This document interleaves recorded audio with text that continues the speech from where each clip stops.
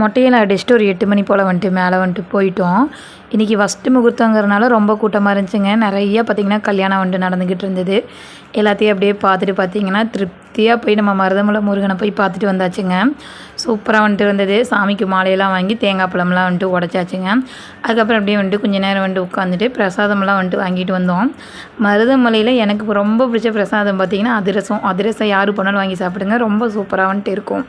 அப்புறம் morning breakfast பார்த்திங்கன்னா அப்படியே ஹோட்டலில் போய் வந்துட்டு எல்லோரும் சாப்பிட்டுட்டு அப்படியே வந்துட்டு வீட்டுக்கு வந்துவிட்டோம்.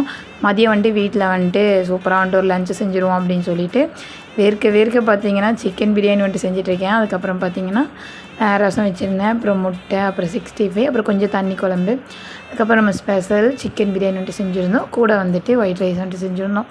சூப்பராக பார்த்திங்கன்னா திருப்தியாக ஒரு 2:30 மணிக்குள்ளே சமையலை முடிச்சு உட்காந்து சாப்பிட்டாச்சுங்க. இந்த மாதிரி வீடியோஸ் பிடிச்சா மறக்காமல் நம்ம சேனலை லைக் பண்ணி ஒரு சப்ஸ்கிரைப் மட்டும் பண்ணிடுங்க.